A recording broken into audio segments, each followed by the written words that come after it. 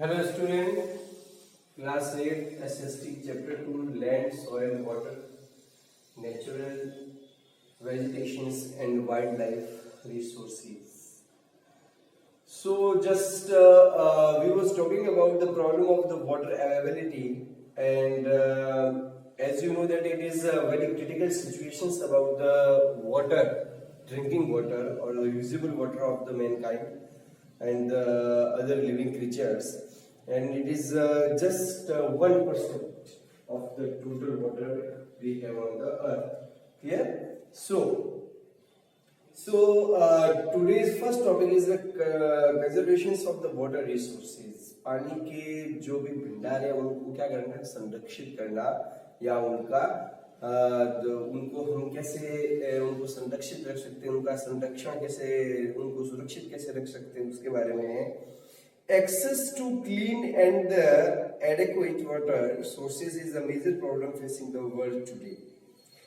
ऐसा पानी जो पीने योग्य है या शुद्ध जल के स्रोतों तक पहुंचना आज के दिन में बहुत मुश्किल है, क्योंकि बहुत मुश्किल से ऐसे ही हमें सोर्सेज मिलते हैं जहां से हमें एकदम प्योर वाटर मिल सके।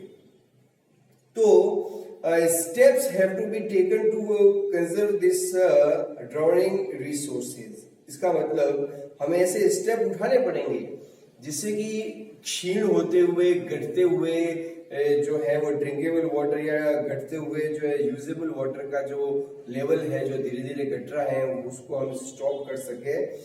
Even though water is a renewable resources, हालांकि वाटर जो है वो रिन्यूएबल रिसोर्सेज है पर फिर भी वापस प्राप्त करने योग्य सोर्स है।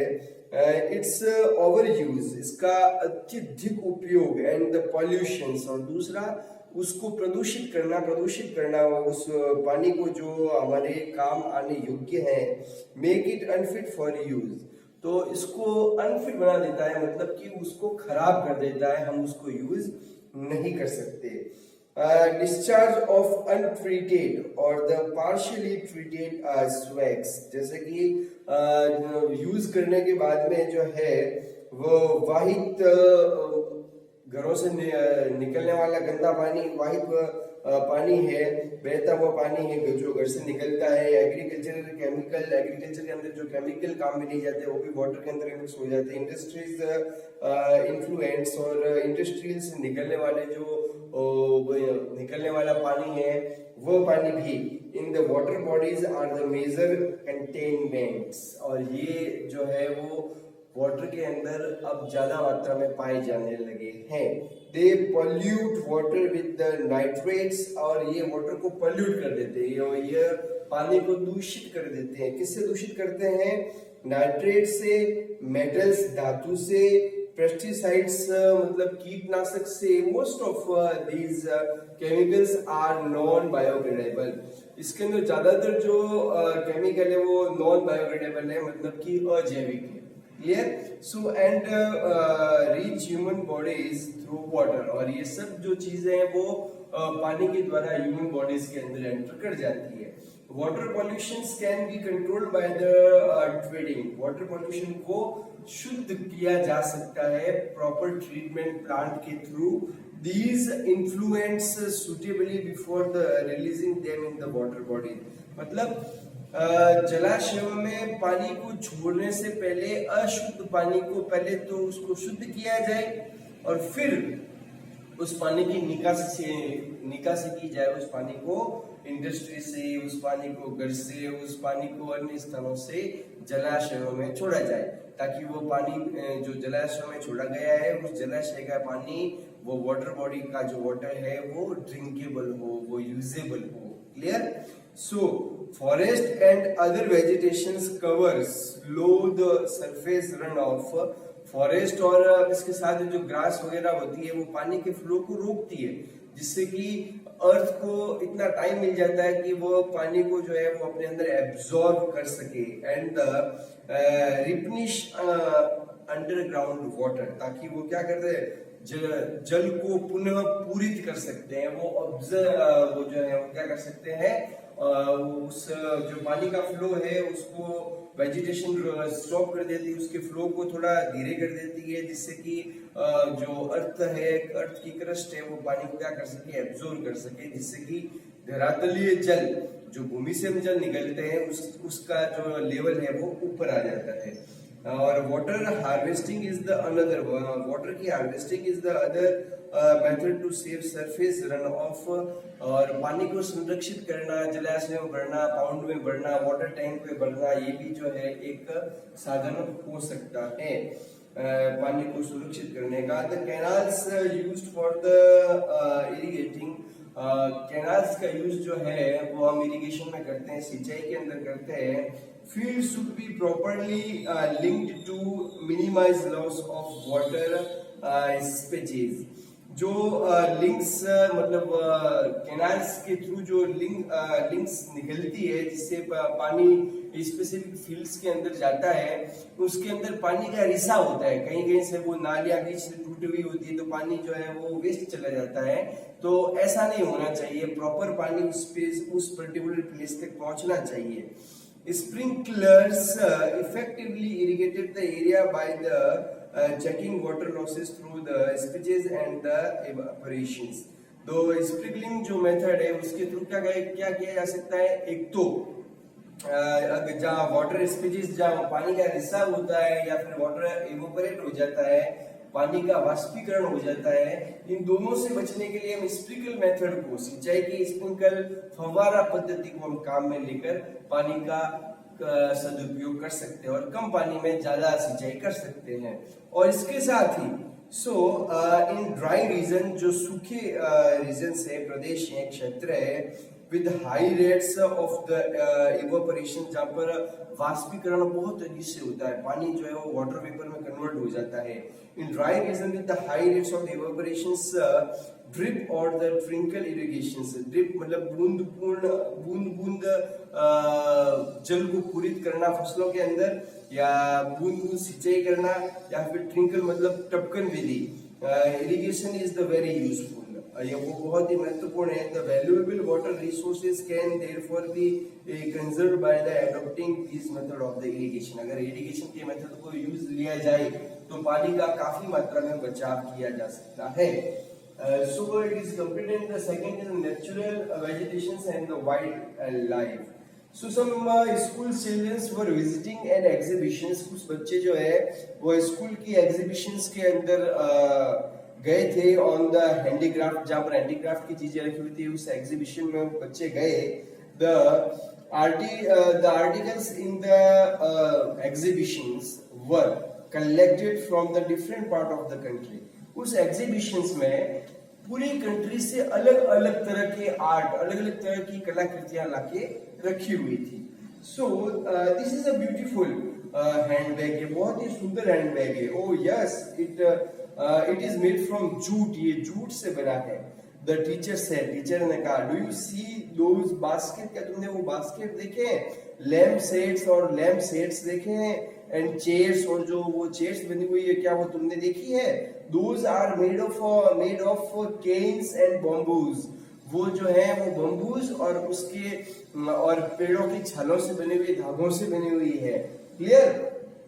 सो इन the eastern and the eastern मतलब कि पूर्वी एंड नॉर्दर्न, और उत्तरी पूर्वी या उत्तरी मतलब पूर्वी और उत्तरी, नॉर्दर्न ईस्टर्न मतलब उत्तर और पूर्व दोनों के क्षेत्र में जो एरिया है, इन द ईस्टर्न और north eastern humid regions of the India, जो कि इंडिया के अंदर ह्यूमिड रीजन है, वहां पर बहुत बारिश होती है, इसलिए वहां का जो वातावरण है, पर्यावरण, वो बहुत ह्यूमिड है। वहां के वातावरण पर्यावरण में बहुत ज्यादा मात्रा में हवा में पानी है। Humid region of the India, bamboo grow in plenty, बहुत बड़ी मात्रा में बैम्बू ग्रो होता है।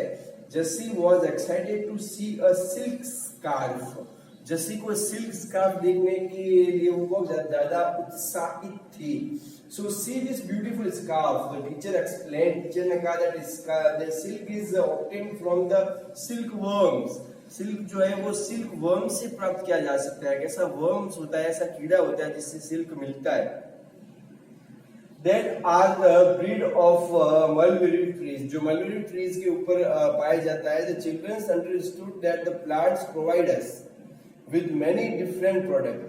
फिर बच्चों ने ये समझा कि प्लांट्स हमें कई तरह के प्रोडक्ट देते हैं, कई तरह की चीजें हमें देते हैं that we use in our day to day life, जो हम अपने रोज नित्य दिनचर्या के कार्य में प्रयोग में लेते हैं, या रोज रोज हम उसको प्रयोग में लेते हैं, या रोजमर्रा की जिंदगी में काम में आती है। जैसा भी आप समझे, the natural vegetation and the wildlife exist only in the narrow zone. The natural vegetation, first natural vegetation और wildlife only in narrow zone, दोनों बहुत ही नैरो जोन, बहुत ही पतले दोनों जो जोन है वो बहुत ही उनके अंदर कम डिफरेंस है of the contact between the lithosphere, hydrosphere and the atmosphere we call biosphere. मतलब इन तीनों के मेल से जो स्फीयर बनता है उसको बायोस्फीयर कहते हैं, इसके बारे में हम पढ़ चुके हैं। क्लियर? इन द बायोस्फीयर, जहां पर वापस एक बार, जहां पर लिथोस्फीयर, हाइड्रोस्फीयर और एटमॉस्फेयर तीनों को मिलाकर जो है, तीनों का क्षेत्रीय आवरण बायोस्फीयर कहलाता है। In the biosphere living beings are interrelated, जो भी प्राणी हैं वो एक दूसरे से जुड़े हुए हैं, इंटर रिलेटेड है, और जुड़े हुए भी होने के साथ साथ इंटरडिपेंड भी है, एक दूसरे के ऊपर डिपेंड भी है। क्लियर? सो हम एक दूसरे के ऊपर डिपेंड कैसे हैं? जैसे कि ह्यूमन बीइंग्स जो है वो क्रॉप्स को ग्रो करते हैं, तो वाइल्ड एनिमल्स उस क्रॉप को खाते हैं। जब वाइल्ड एनिमल उस क्रॉप को खाते हैं तो उसके बदले ह्यूमन बीइंग्स को मिल्क वगैरह मिलता है। तो इस तरह से एक दूसरे के ऊपर वो क्या है, इंटरडिपेंडेंट है on each other for the severals, कई चीजों के लिए। This life supporting system is known as the ecosystem, और इसी को इकोसिस्टम कहा जाता है, याद रखिएगा। The vegetation and the wildlife are the valuable resources. Vegetation मतलब कि जो वनस्पतियां पाई जाती है वह, और वाइल्ड लाइफ और जंगलों में रहने वाले कई तरह के जो प्राणी जो है वो बहुत ही वैल्यूएबल रिसोर्सेज है। Plants provide us with timber, give shelter to animal and provide oxygen we breathe। Plant से हमें कई सारी चीजें मिलती है, टिम्बर मिलता है, प्लांट से आश्रय मिलता है एनिमल्स को, प्लांट से हमें ब्रीथ करने के लिए ऑक्सीजन मिलता है, एंड प्रोटेक्ट सॉइल, प्लांट जो है वो सॉइल के इरोजन को रोकता है, जैसा कि हम पहले पढ़ चुके हैं। Essential for the growing crops, और क्रॉप्स को ग्रो करने के लिए बहुत एसेंशियल है। Act as shelter belts, help in the shortage of the underground water, और प्लांट से जो है वो अंडरग्राउंड वाटर का जो स्केल है वो ऊपर आ जाता है, जिससे कि क्रॉप्स को पानी मिलता है। Underground water give us fruit, और जो प्लांट या ट्रीज है वो हमें फ्रूट देते हैं, नट्स देते हैं, लेटेक्स देते हैं, टार्पिन ऑयल देते हैं, गम देते हैं, और कई प्लांट्स ऐसे हैं जो मेडिसिन बनाने के काम में आते हैं। एंड ऑल्सो द पेपर, और हमें पेपर भी देते हैं, उससे पेपर भी बनते हैं, that is so essential for your studies, और यार फॉर और स्टडीज, जो हमारी पढ़ाई के लिए बहुत एसेंशियल है। देयर आर इन्यूमरेबल, अनगिनत चीजें हैं जो प्लांट्स में देते हैं। Uses of the plants, plant के यूज है, and you can add some more, और आप इसमें कुछ और भी ऐड कर सकते हैं। Wild life includes animals, birds, insects as well as the aquatic life forms. Wild life में भी कई तरह के प्राणी जीव जंतु आते हैं। दे प्रोवाइड अस मिल्क, वे हमें मिल्क देते हैं, मीट देते हैं, हाइड्स देते हैं, वूल देते हैं, मतलब कि ऊन वगैरह देते हैं। अब इंसेक्ट्स लाइक्स बीज, जो बीज है मधुमक्खियां, प्रोवाइड अस हनी, वो हमें हनी देती है। Help in the pollination of the flowers, और ये फ्लावर्स के पॉलिनेशन में भी काम आती है। मधुमक्खी एक फ्लावर पर बैठती है, फिर वापस दूसरे फ्लावर पर बैठती है, तो इससे दूसरे फ्लावर के अंदर जो है वो रिप्रोडक्शन होता है। help in the pollination of the flower, and have an important role to play as the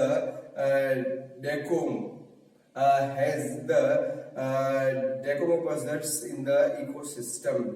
तो इसका मतलब है the help in the pollination. Pollination का मतलब आप समझते हैं, जब फ्लावर जो होता है, एक फ्लावर के ऊपर मधुमक्खी बैठे तो मधुमक्खियों के पाँवों में उस फ्लावर के बहुत ही छोटे छोटे बीज होते हैं, वो चिपक जाते हैं।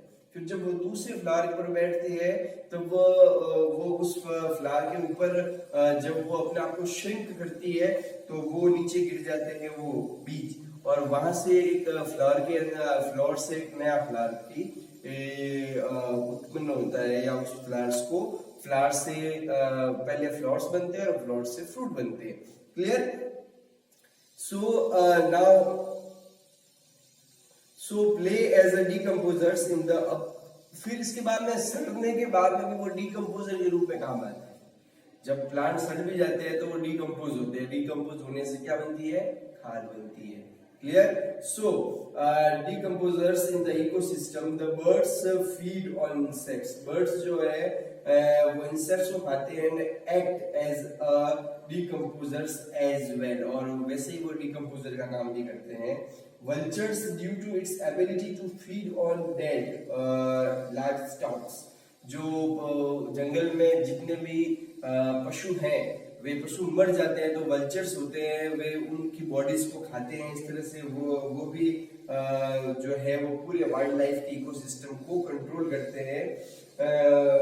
पूरे इकोसिस्टम का कंट्रोल करने का एक पार्ट है। Clear? So vultures, scavengers and considered as a vital cleanser of the environment. वो environment को clean करते हैं, नहीं तो वो बॉडी सड़ेगी, उस बॉडी का होगा क्या? अदरवाइज वल्चर उसे खा जाएंगे और फिर डिकम्पोज हो जाएगी वो body. So the animals big और स्मॉल, एनिमल बड़े हो या छोटे हो, all are the integral to the maintaining balance in the ecosystems. उससे क्या होता है, सारे एनिमल, चाहे वो छोटे एनिमल हो, चाहे वो बड़े हो, छोटे जीव जंतु हो, बड़े जीव जंतु हो, सभी इकोसिस्टम में एक बैलेंस रखते हैं, और सभी का इकोसिस्टम में बहुत ही महत्वपूर्ण, बहुत ही इंपोर्टेंट रोल है, बहुत ही इंपोर्टेंट भागीदारी है। So distribution of the natural vegetations हम इसको बाद में पढ़ेंगे। ठीक है?